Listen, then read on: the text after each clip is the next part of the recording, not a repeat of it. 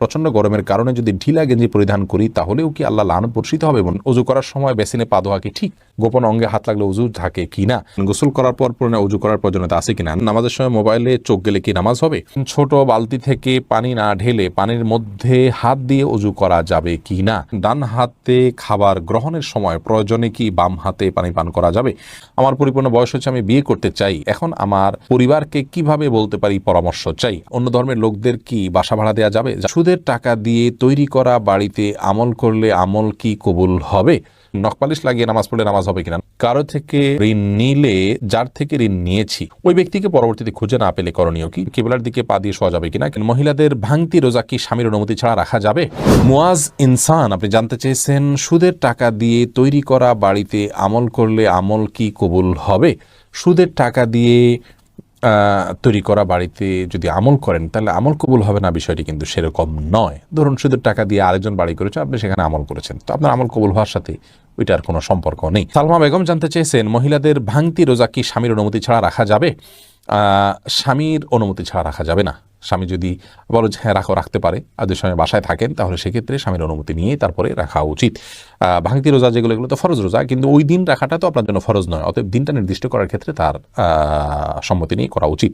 কারজাই এর দিকে আপনি জানতে চেয়েছেন কারো থেকে ঋণ নিলে, যার থেকে ঋণ নিয়েছি ওই ব্যক্তিকে পরবর্তীতে খুঁজে না পেলে করণীয় কি? যদি কোনোভাবে খুঁজে পাওয়া না যায় এবং আশাও ছেড়ে দেন তাহলে সেক্ষেত্রে সেই ঋণের টাকা আপনি যে কোনো গরিব মানুষকে, অসহায় মানুষকে আপনি দান করে দিবেন বা কল্যাণমূলক খাতে দান করে দিবেন ওই ব্যক্তির তরফ থেকে, প্রাপকের তরফ থেকে, তাহলে আপনি দায়মুক্ত হবেন ইনশাআল্লাহ। এমডি ইফতিখার শুভ, আপনি জানতে চেয়েছেন নখপালিশ লাগিয়ে নামাজ পড়লে নামাজ হবে কিনা? নখপালিশ লাগিয়ে যদি আপনি অজু করেন তাহলে অজু হবে না, আর অজু না হলে নামাজ হবে না, অতএব বলতে পারেন নখপালিশ লাগিয়ে অজু করে নামাজ পড়লে নামাজ হবে না। কিন্তু যদি অজু অবস্থায় নখপালিশ লাগিয়ে আপনি নামাজ পড়েন অজু অবস্থায়, তাহলে ওই নামাজটা হবে। পরবর্তীতে আবার যখন নামাজের সময় হবে বা অজু ভাঙবে তখন আপনাকে নখপালিশ রিমুভ করে তারপরে অজু করতে হবে, অন্যথায় এটি জায়েজ হবে না। মা বোনরা মাসিকের দিনগুলোতে নেল পালিশ ইউজ করতে পারেন, কোনো অসুবিধা নেই, যেহেতু তখন নামাজের অপশন তাদের নাই। কিন্তু পরবর্তীতে আবার নামাজ যখন শুরু হবে তার আগে তাদেরকে সেটি রিমুভ করে নিয়ে তারপর উজু করে নামাজ পড়তে হবে। মুসলিউদ্দিন হৃদয় জানতেছেন পুরুষ ডাক্তার দ্বারা সিজার ডেলিভারি করানো যাবে, জায়েজ কিনা? যদি বিকল্প না থাকে তাহলে জায়েজ আছে, কিন্তু এটি আমাদের দেশের জন্য খুবই লজ্জাজনক একটি অধ্যায়। বাংলাদেশে এখন অহরহ ডেলিভারি করানো হয়, সিজার করানো হয় পুরুষ ডাক্তারের মাধ্যমে। শুধু বাংলাদেশে নয়, সৌদি আরবেও এটি আমি দেখেছি, কাছে থেকে জেনেছি যে পুরুষ ডাক্তাররা এই কাজগুলো করেন। এটি খুবই গর্হিত কাজ, খুবই গর্হিত কাজ। নারী ডাক্তারদেরকে উৎসাহিত করা উচিত এবং নারীদেরকে ডাক্তারি পড়ানো উচিত এবং এই কাজগুলো নারী ডাক্তারদের উপর ছাড়া উচিত। অন্যান্য সেক্টরে অনেক ডাক্তার চলে যাচ্ছেন, নারীরা গাইনিতে না গিয়ে অন্যান্য অনেক ডিপার্টমেন্টে চলে যাচ্ছেন, অথচ গাইনিতে পুরুষরা আসছেন। এটি মুসলিম কান্ট্রি বা মুসলিম সমাজের জন্য লজ্জা ছাড়ার কিছু নয়। একজন রোগী হিসাবে আমরা যদি অনন্য উপায় হই, অন্য কোনো বিকল্প ব্যবস্থা না থাকে, তাহলে আমাদের জন্য এটি জায়েজ রয়েছে। হোসেন আহমদ জানতে চেয়েছেন আমার পরিপূর্ণ বয়স হচ্ছে, আমি বিয়ে করতে চাই, এখন আমার পরিবারকে কিভাবে বলতে পারি পরামর্শ চাই? আপনার বিয়ের বয়স হচ্ছে, আপনি নিজে না বলতে পারলে অন্য কারোর মাধ্যমে বলাবেন। এই জন্যই তো গোটা পরিবারকে দিনের পথে আনার জন্য আগে চেষ্টা করতে হয়। তারা যখন দিন বুঝবেন তখন তাদের সব কিছু বোঝানো সম্ভব হবে কোরআন এবং হাদিসের আলোকে। আপনি নিজে না পারলে অন্য কারোর মাধ্যমে করবেন। আলমগীর হোসেন জানতেছেন নামাজের সময় মোবাইলে চোখ গেলে কি নামাজ হবে? নামাজ হয়ে যাবে, কিন্তু এটি নামাজের মানকে অনেকখানি নিচে নামিয়ে দিবে। মোবাইল এর দিকে চোখ যাওয়া উচিত নয়, বরং নামাজের সময় সিজদার জায়গায় চোখ থাকা উচিত। নামাজের দিকে অন্যদিকে মন যেতে পারে সেই বিষয়গুলোকে সরিয়ে ফেলা উচিত নামাজের আগেই। মোবাইলকে এমন জায়গায় রাখা উচিত নয়। নবী সাল্লাল্লাহু আলাইহি ওয়াসাল্লামকে একবার একটা কাপড় দেওয়া হলো নামাজ পড়ার জন্য, সেখানে কিছু চিত্র ইত্যাদি অঙ্কন করা ছিল, হয়তো গাছপালার চিত্র বা এরকম হালাল কোনো চিত্র ছিল। নামাজ পড়ে তিনি তারপরে বলেছেন এই কাপড় সরাও, স্বচ্ছ বা ফ্রেশ কোনো কাপড় আনো, যাতে করে মনোযোগ নষ্ট না হয়। আল্লাহর সাথে কথোপকথনের সময় আপনার অন্যদিকে মনোযোগ গেলে, আপনি কারোর সাথে কথা বলছেন, সেখানে যদি আপনার অন্যদিকে মন থাকে তাহলে সে যেরকম অভদ্রতা, অসৌজন্যতা, এটা মহান সৃষ্টিকর্তার সাথে কত বেশি অভদ্রতা এবং অসৌজন্যতা হবে সেটা বলাই বাহুল্য। এস আলম আপনি আইডি থেকে জানতে চেয়েছেন গোপন অঙ্গে হাত লাগলে উজু থাকে কি না? আমাদের দেশে উলামায়ে কেরামের মতে, বাহানাই মতে উলামায়ে কেরামের মতে গোপন অঙ্গে হাত লাগলে উজু ভাঙবে না। তবে আরবিন স্কলাররা, সৌদি আরবের উলামায়ে কেরাম, তাদের মতে গোপন অঙ্গে হাত লাগলে উজু ভেঙে যাবে, যেহেতু আপনার একটি হাদিস রয়েছে যে মানমাসা জাকারাহু ফালিয়াতাওয়াদ্দা, এই জন্য তারা হাত লাগলে বলতে কাপড়ের উপর দিয়ে নয়, সরাসরি যদি কেউ গরম স্পর্শ করে তারা ওটাকে ওযু ভঙ্গের কারণ হিসাবে উল্লেখ করেন। অতএব সেই জায়গা থেকে এটা ওযু ভঙ্গের কারণ তাদের মতে, আমাদের উলামায়ে মতে এটি ওযু ভঙ্গের কারণ। আপনি ফারজানা সুলতান, আপনি জানতেছেন কিবলার দিকে পা দিয়ে শোয়া যাবে কিনা। কিবলার দিকে পা দিয়ে শোয়ার ব্যাপারে কোনো হাদিসে নিষেধাজ্ঞা সরাসরি নাই। তারপরও ওইদিকে কেবলা রয়েছে, সেই জায়গা থেকে কেবলার প্রতি শ্রদ্ধার জায়গা থেকে কেউ যদি দিকে পা না দেন ভালো, কিন্তু এটাকে হারাম বলা বা নাজায়েজ বলা বা গুনাহের কারণ বলার কোনো সুযোগ নেই, যেহেতু কোন হাদিসে এই বিষয়ে কোনো নিষেধাজ্ঞা নেই। শিখা ইসলাম, আপনি জানতেছেন 3 পিস পরে নামাজ পড়ি, পা দেখা যায়, মোজা পড়ে নামাজ পড়লে কি হবে? পায়ের পাতা ঢাকতে হবে কিনা মেয়েদের নামাজের জন্য মধ্যে এটা নিয়ে মত পার্থক্য আছে। অনেক ওলামায়ে কেরাম এটাকে শর্ত করেছেন। আমি ব্যক্তিগতভাবে এই মতটা চাইতে যারা বলেন যে পায়ের পাতা, পাতা বলতে পায়ের পাতার তলের অংশ এটা ঢাকার শর্ত দিয়ে থাকেন, তাদের মতটাকে আমি সমর্থন করি না। পাতার উপরের অংশ, যেটা পাতার উপরের অংশ, সেটা ঢাকতে হবে কিনা অনেক ওলামায়ে কেরাম বলেছেন সেটা ঢাকতে হবে, অনেকে বলেছেন শুধু গিরার নিচ পর্যন্ত থাকলেই হবে কাপড়, পাতা না ঢাকলেও চলবে। তো দুই পক্ষের ওলামায়ে কেরামের দলিল রয়েছে। নিরাপদ হলো এমন কাপড় পরা যে কাপড়টা অনেক বেশি লম্বা হয়, যে পায়ের পাতার উপরের অংশ সহ ঢাকা পড়ে। তলা ঢাকার জন্য, মোজা পরার জন্য আলাদা করে কষ্ট করা বা কসরত করা এটা আবশ্যক নয়। ইনশাআল্লাহ বিদিনিল্লাহ নামাজ হয়ে যাবে যদি কেউ মোজা না পড়ে। এরপরে ওরাত আইন মারিয়া, আপনি জানতে চেয়েছেন অন্য ধর্মের লোকদের কি বাসা ভাড়া দেওয়া যাবে? যাবে, কোনো অসুবিধা নেই, তাদেরকে বাসা ভাড়া দেওয়াতে কোনো অসুবিধা নেই। মোহাম্মদ আরাফাত ইসলাম জানতেছেন ডান হাতে খাবার গ্রহণের সময় প্রয়োজনে কি বাম হাতে পানি পান করা যাবে? প্রয়োজনে বলতে কি, ডান হাতে পানি পান করা উচিত, খাবার গ্রহণ করা উচিত। ইভেন আপনার খাবার খেলে আঙ্গুল চেটে তারপরে আপনি ডান হাতে ধরে খাবেন। যদিও আমাদের ওলামায়ে কেরাম বলেন যে বাম হাতে আপনি পানির পাত্র ধরলেন, ডান হাত দিয়ে ঠেক দিলেন, তার মানে 2 হাত ধরে খালেন, এটা জায়েজ আছে, এটা একটা পন্থা মাত্র, কিন্তু সবচেয়ে উত্তম হয় সরাসরি ডান হাতে খাওয়া। সেক্ষেত্রে খাবার লেগে যাওয়ার যে ভয় থাকে গ্লাস ইত্যাদিতে, সেটা থেকে বাঁচার জন্য আপনি পরিষ্কার করে নেবেন, আলতো করে ধরবেন, কিন্তু ডান হাতে খাওয়া উচিত, পান করা উচিত, যেহেতু হাদিসে সুস্পষ্টভাবে ডান হাতে খাওয়া পান করার নির্দেশ রয়েছে। ফারিয়া এনামুল, আপনি জানতে চেয়েছেন ছোট বালতি থেকে পানি না ঢেলে পানির মধ্যে হাত দিয়ে ওযু করা যাবে কি না? যাবে। হাত দিয়ে কোষ করে উঠিয়ে আগে হাত ধোবেন 3 বার, এরপরে আবার আপনি কোট দিয়ে স্বাভাবিকভাবে ওযু করতে পারেন, কোনো অসুবিধা নাই। নবী সাল্লাল্লাহু আলাইহি ওয়াসাল্লাম এই পদ্ধতিতে ওযু করেছেন। হাসিবুল হোসেন জানতে চেয়েছেন গোসল করার পর পুনরায় ওযু করার প্রয়োজনীয়তা আছে কিনা? না, গোসল যদি সুন্নাহসম্মত করে থাকেন আলাদা ওযু করার কোনো প্রয়োজন নাই। 2 হাতের কবজি ধুয়ে, কুলি করে, নাকে পানি দিয়ে, মুখ ধুয়ে, হাত ধুয়ে, মাথা মাসে করে তারপরে গোসল শেষ করে আসলে পা ধুয়ে চলে আসবেন। এভাবে গোসল করলে আপনার আলাদা করে আর গোসল করার কোনো প্রয়োজন নেই। ওযুতে আপনার গোসলের শুরুতে ওযুর নিয়ত হয়ে যাচ্ছে। নিশান, আপনি জানতে চেয়েছেন ওযু করার সময় বেসিনে পা ধোয়া কি ঠিক? নিজের বাসা বাড়িতে অসুবিধা নেই, করতে পারেন, তবে আপনার রিস্ক মুক্ত হওয়াটা আর বিষয় মাথা রাখতে হবে। নিজের জন্য রিস্কি হলে সেটা আপনার জন্য করা উচিত হবে না, কারণ নিজেকে বিপদের মুখে ঠেলে দেওয়া ইসলামের শরীয়তে কিন্তু জায়েজ নয়। অনেক সময় এখান থেকে পড়ে বা দুর্ঘটনার শিকার হতে পারে মানুষের। যদি সেরকম না হয়, আপনি আশপাশে কিছু ধরে করতে পারেন, তাহলে এটা জায়েজ আছে, কিন্তু পাবলিক প্লেসে বা বাইরে এরকমটি করা অনুচিত, যেহেতু এটা দৃষ্টিকটু। অন্য ধরনের মানুষরা আছে যারা এই বেসিন ব্যবহার করবে, তারা দেখে হয়তো ইসলাম সম্পর্কে বাজে ধারণা নিবে, বা তাদের হক নষ্ট হতে পারে, বা আশপাশে পানি পড়ে ভিজে যাবে, জায়গাগুলো নষ্ট হবে। সেই জায়গা থেকে পাবলিক প্লেসে এমনটি না করা উচিত, কিন্তু করলে ওযু হয়ে যাবে। ফারজানা রহমান শারমিন জানতে চেয়েছেন প্রচণ্ড গরমের কারণে যদি ঢিলা গেঞ্জি পরিধান করি তাহলেও কি আল্লাহ লানত বর্ষিত হবে? এবং ফারজানা, যদি বাসা বাড়িতে আপনি পড়েন তাহলে তো আল্লাহ লানত বর্ষিত হওয়ার কোনো প্রশ্নই ওঠে না, যদি গায়ে মহারামের সামনে এসে পড়ে না যান আপনি, বা সেটা পরার পর উপর দিয়ে পাতলা ওড়না পরে নেন, যাতে আপনার সৌন্দর্য প্রকাশিত না হয় গায়ে হারামদের সাথে। এরকম যদি চলেন তাহলে কোনো অসুবিধা নেই বাসা বাড়িতে। আর বাসা বাড়ির বাইরে যদি আপনি যান, তাহলে সেক্ষেত্রে বোরকার নিচে যদি আপনি এ ধরনের পোশাক পরেন, কোনো অসুবিধা নেই ইনশাআল্লাহ বিদিনিল্লাহ। অর্থাৎ আপনার পর্দা, বাইরে যখন যাবেন পর্দা মেনটেন করতে হবে। গরম এর কষ্ট যত বেশি, জাহান্নামের গরমের কষ্ট তার চাইতে অনেক বেশি। অতএব পর্দা লঙ্ঘন যেন না হয়, পরপুরুষের সামনে যাতে আপনার পর্দা লঙ্ঘিত না হয়, সে বিষয়টা আপনি খেয়াল করবেন। এছাড়া বাকি অবস্থাতে আপনি করতে পারেন। আমির আনুর, আপনি লিখেছেন চোখের পাতায় আইলাইনার দেওয়া জায়েজ হবে কিনা? আপনি আইলাইনার যদি দেন বা সাজসজ্জার জন্য দেন, তাহলে সেক্ষেত্রে চোখের সৌন্দর্য বৃদ্ধি করার উদ্দেশ্যে দিতে পারেন। স্বামী থাকলে স্বামীকে প্রদর্শন করবার জন্য, কিংবা মাহারামদের সামনে শুধুমাত্র এটি প্রদর্শিত হবে।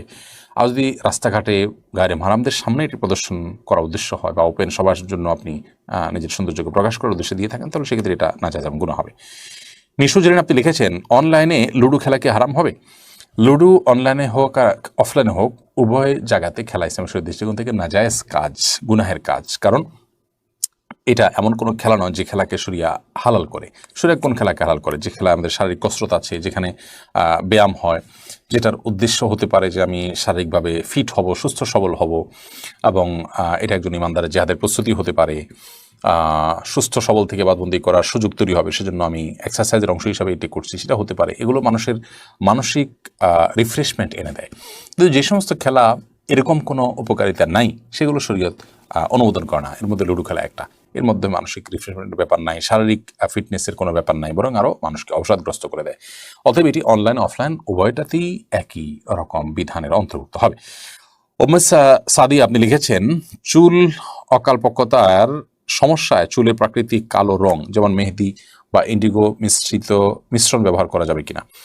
চুল অকালে যাদের পেকে যায় তারা সেটাকে দূর করবার জন্য মেহেদি ব্যবহার করতে পারেন অথবা অন্য কোনো কারবার করতে পারেন, কিন্তু কালো কালার ব্যবহার করে জাস্ট পিওর কালো কালার ব্যবহার করে সেটাকে আপনি পরিবর্তন করতে পারেন না। কারণ নবী সাল্লাল্লাহু আলাইহি ওয়াসাল্লাম বলেছেন, গায়্যিরু হাদা শাইব ওয়াজান্নিবুস সাওয়া, তোমরা চুল দাড়ি কালো হয়ে গেলে, সাদা হয়ে গেলে সেটাকে পরিবর্তন করো অন্য কালার দিয়ে, তবে কালো কালার দিয়ে পরিবর্তন করতে যাবে না।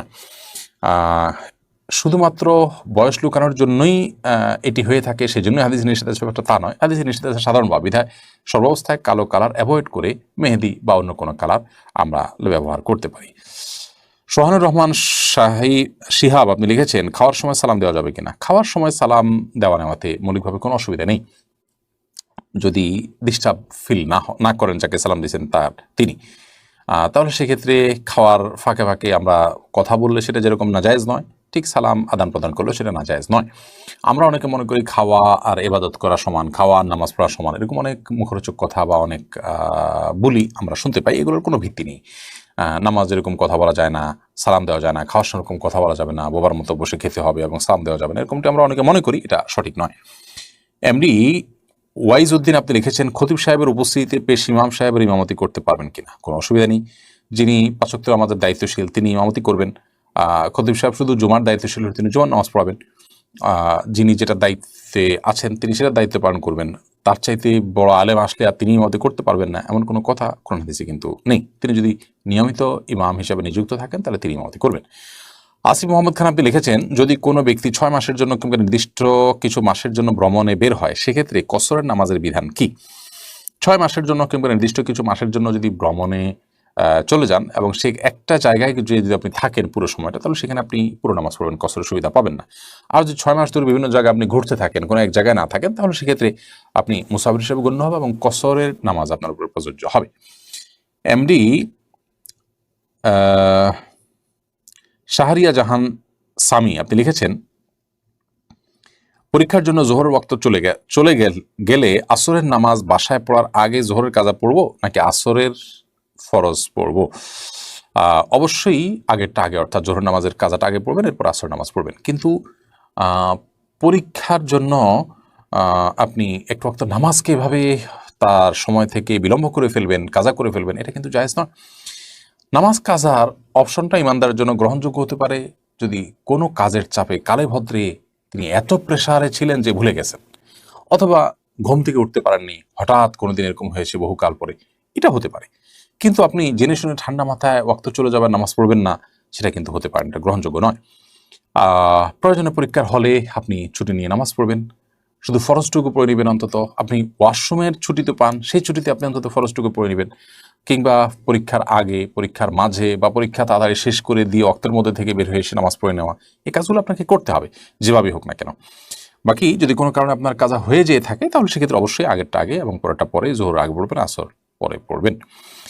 জান্নাত রুমা আপনি লিখেছেন, আমার ছোট ছেলের মাথার চুল কে যেন কেটে নিয়েছে, করণীয় কি? মাথার চুল কে কেটে নিয়েছে? ব্ল্যাক ম্যাজিক বা কালো জাদু করার জন্য, সেহের করার জন্য চুল, শরীরের বিভিন্ন পোশাকের অংশ এগুলো কেটে নিয়ে সেগুলোর উপরে জাদু করা হয়। স্বয়ং নবী করিম সাল্লাল্লাহু আলাইহি সাল্লামের চুলে জাদু করা হয়েছে, সে মর্মেও কিন্তু হাদিস রয়েছে। তো সেখান থেকে বোঝা যায় যে এগুলো জাদুর জন্য অনেক সময় নিয়ে থাকে দুষ্ট লোকেরা, অনেক সময় দুষ্ট জিনদের দিয়ে এটা করে, অনেক সময় মানুষ এটা করে থাকে। এবারে সাবধান হওয়া উচিত এবং 3 কুল অন্যান্য যে আমলগুলো আছে যেগুলোর মাধ্যমে আত্মরক্ষা করা যায় সেগুলো নিয়মিত করা উচিত। এবং ছোটো বাচ্চা তো আর 3 কুল পড়তে পারে না, পুরোপুরি তাকে ফু দেওয়া উচিত, তার শরীর বন্ধ করে দেওয়া উচিত। 3 কুল পরে ফু দিয়ে 3বার করে তারপরে শরীরকে মুছে দেওয়া উচিত সকাল সন্ধ্যা এবং রাতে শোয়ার সময়। এবং পরবর্তীতে এইসব ব্যাপারে একটু সতর্ক থাকা উচিত। তবে এটি এমনও হতে পারে যে কোনো কারণে কাটা পড়েছে, কোনো কিছু আমরা দেখি নাই, সেটা সাধারণ কোনো বিষয় হতে পারে, সেটাও লক্ষ্য রাখা উচিত। আবির হোসেন আপনি লিখেছেন, জান্নাতে আমার ওয়াইফকে কি আমি পাবো? আল্লাহ না করুন আমি যদি জাহান্নামবাসী হই আর আমার স্ত্রী যদি জান্নাতবাসী হন, তাহলে আমার স্ত্রী কি অন্য কারোর হয়ে যাবে? এমন আমলের কথা বলেন যে আমল করলে আমার ওয়াইফ অন্য কারোর জন্য জায়েজ হবে না। দেখুন ভাই আবির, স্বামী স্ত্রী পরস্পরের প্রতি ভালোবাসা থেকে আমরা এই ধরনের প্রশ্ন করে থাকি, কিন্তু আমাদের মনে রাখতে হবে যে এই দুনিয়ার ভালোবাসা, এই দুনিয়ার মমতা, এগুলো আমাদের এখন অনেক বড় মনে হচ্ছে আমাদের কাছে। কিয়ামত সম্পর্কে আল্লাহ তাআলা বলেছেন যে ইন্না জালজালাতাস সাআতি শাইউন আযীম ইয়াওমা তারাউনাহা তাযহালু কুল্লু মুরজিআতিন আম্মা আরদাআত। মহাপ্রলয় যে হবে, কিয়ামত বা আপনার হিসাব দিবস তো অনেক পরে, সেটির যে সূচনা হবে মহাপ্রলয়ের মাধ্যমে, সেই মহাপ্রলয় সম্পর্কে আল্লাহ তাআলা বলেছেন এটা বিশাল বড় একটা বিষয় হবে। এত বড় বিষয় হবে যে দুগ্ধদানকারিণী মা নিজের দুধ দেওয়া সন্তান কথা ভুলে যাবেন এর ভয়াবহতায়, এবং গর্ভধারণকারী মার গর্ভে সন্তান আছে সে কথা ভুলে যাবেন ভয়াবহতার কারণে। মানে ভয়াবহতাটা কোন পর্যায়ে চলে যাবে, এইসব ভালোবাসা এগুলো গৌণ হয়ে যাবে তখন যদি ওই পরিস্থিতির মুখোমুখি আমরা পড়ি। তো সেই জন্য আমরা ওই পরিস্থিতির কথা আঁচ করতে না পারার কারণে আমাদের কাছে আমাদের ভালোবাসাটা বড় হচ্ছে বা বড় করে আমরা দেখছি। এই কথা বলার উদ্দেশ্য হলো যে আমরা যারা চিন্তা করছি যে একসাথে থাকার ব্যবস্থা হোক, সেটা আমরা করি, তো এর চাইতে বেশি আমাদের চিন্তা করা উচিত যেন আমি জাহান্নামে না যাই। আমার আল্লাহ না করুক জাহান্নামের ফয়সালা যদি হয়, তাহলে সেক্ষেত্রে একসাথে থাকা না থাকা এগুলো আমার মাথায় আসবে না, এগুলোর চেয়ে অনেক বড় বিষয় ঘটে যাবে। বিধায় আমাদের চেষ্টা থাকা উচিত জান্নাতে যাওয়ার। আর হ্যাঁ, এটাই হলো একমাত্র উপায় যে আপনারা উভয় জান্নাতে যাওয়ার মতো কাজ অব্যাহতভাবে করতে থাকবেন, জাহান্নাম থেকে মুক্ত থাকার কাজগুলো করতে থাকবেন, অর্থাৎ উভয় যাতে জান্নাতে যান সেই চেষ্টা করতে থাকবেন। এটাই হলো একমাত্র আমল। এর মাধ্যমে ইনশাআল্লাহ বিদিনিল্লাহ আল্লাহ তাআলা আপনাদের উভয়কে সেখানে সম্মিলন ঘটাবেন। এর বাইরে স্বামী স্ত্রী একজন জাহান্নামে গেলে আরেকজন জান্নাতে গেলে তার কি হবে, তার অন্য কারোর হয়ে যাবেন কিনা তিনি, এ বিষয়ে কোরআন হাদিসে আলাদা করে কোনো কিছু বলা নেই। এর প্রকৃত স্বরূপ কি হবে সেটা একমাত্র আল্লাহ রাব্বুল আলামিন ভালো জানেন। আলামুল গায়েবের বিষয়, অদৃশ্যের জগতের বিষয় কি হবে না হবে আমরা ধারণা করে কোনো কথা বলতে পারি না। তবে আল্লাহ রাব্বুল আলামিন যা ফয়সালা করবেন সেটাই হবে, এবং আমি যদি আল্লাহকে সন্তুষ্ট করে দুনিয়া থেকে যেতে চাই তো আমার চাওয়ার বাইরে কিছু হবে না ইনশাআল্লাহ তাআলা। আলাউদ্দিন ফারাবি আপনি লিখেছেন, ইস্তেঞ্জার পর কি টিস্যু ব্যবহার করা বিদআত? আল্লাহ রাসূল সাল্লাল্লাহু আলাইহি ওয়াসাল্লাম তো টিস্যু ব্যবহার করেন। দেখুন, আপনি স্টুল পাসের পর, পায়খানা করার পর, আপনার ইস্তেঞ্জা করার পর কোনো কিছু দিয়ে পরিচ্ছন্ন হলেন, সেটা কোনো পাথরের টুকরা হতে পারে, কোনো মাটির টুকরো হতে পারে, বা অন্য কিছু দিয়ে আপনি করলেন, সম্মানজনক কোনো কিছু দিয়ে করলেন না, জাস্ট সাধারণ কোনো যে এটার জন্যই উপযোগী কোনো কিছু দিয়ে আপনি পরিষ্কার করলেন, এরপর আপনি পানি ব্যবহার করলেন, এটা হাদিস দ্বারা প্রমাণিত। অতএব সেটা আপনার ঢিলাই হইতে হবে, অর্থাৎ মাটির চাকাই হতে হবে, কিংবা পাথরের কুচি টুকরাই হতে হবে, এটা বাধ্যতামূলক না। টিস্যু নবী সাল্লাল্লাহু আলাইহি ওয়াসাল্লাম ব্যবহার করেনি, নবী করিম সাল্লাল্লাহু আলাইহি ওয়াসাল্লাম তো এই কাপড়ও ব্যবহার করেনি, তার সময় তো এই সুতা এই কাপড় ছিল না। নবী করিম সাল্লাল্লাহু আলাইহি ওয়াসাল্লাম তো চশমা ব্যবহার করেনি, তার সময় এটা ছিল না। দুনিয়াবী বিষয় মূলগতভাবে যেটা কোনো ইবাদত না। আমি টিস্যুটা ব্যবহার করছি, টিস্যুটা ব্যবহার করলে সওয়াব বেশি হবে, ইট বা পাথর ব্যবহার করলে সওয়াবটা কম হবে, মাটির চাকা ব্যবহার করলে সওয়াবটা কম হবে, এরকম তো না। অর্থাৎ এটার সাথে সওয়াবের সম্পর্ক নাই, এটা নিছক একটা মাধ্যম পরিবর্তন হতে পারে। নবী সাল্লাল্লাহু আলাইহি ওয়াসাল্লাম তো এই কলম দিয়ে লেখেন নাই, আমরা তো এই কলম দিয়ে লিখছি। তিনি যে কনফিডেন্স সাথে এরকম না, তাহলে আমারটা কি বিদআত হবে? না, এটা বিদআত হবে। বিদআত হলো গায়রে দীরা দিন সমর্দন বিদআত, যেটা দিন নয় সেটাকে দিন মনে করা বিদআত। টিস্যু ব্যবহার করাটা দিন, ওই মাটির চাকা ব্যবহার করাটা দিন নয়, এরকম যদি মনে করা হয় তাহলে সে বিদআত হবে। আমি টিস্যু একটা মাধ্যম হিসেবে ব্যবহার করছি, অন্য কোনো মাধ্যম থাকলে অন্য কোনটা দিয়ে করতে পারতাম, এটা ইবাদত হিসাবে করছি না। পরিচ্ছন্ন করাটা উদ্দেশ্য, কি দিয়ে করছি এটা উদ্দেশ্য না, তাহলে সেক্ষেত্রে সেটা বিদআত হয় না, বিধায় এটা বিদআতে পরিগণিত হবে না। লুনা পারভিন ঝর্ণা আপনি লিখেছেন, অমুসলিমদের সালাম দেওয়া যাবে কিনা? অমুসলিমদের সাথে সামাজিক সৌহার্দ্যমূলক সম্পর্ক বজায় রাখার চেষ্টা করতে হবে, এবং সেজন্য তাদেরকে অভিবাদন দিবেন, অভিবাদন গ্রহণ করবেন, সেটা ঠিক আছে। কিন্তু সালাম দেওয়ার যে ব্যাপারটা আছে সেটা হলো যে অমুসলিমদেরকে অমুসলিমরা যদি আপনাকে সালাম দেন তাহলে সেটা আপনি ওয়ালাইকুম বলে জবাব দিবেন। আর আগ বেড়ে তাদেরকে আপনি যত রকমের অভিবাদন আছে, সামাজিক অভিবাদন, গুড মর্নিং, গুড ইভিনিং ইত্যাদি ইত্যাদি, স্বাগতম, অন্যান্য যা যা আছে প্রচলিত, সেগুলো আপনি তাদেরকে বলবেন।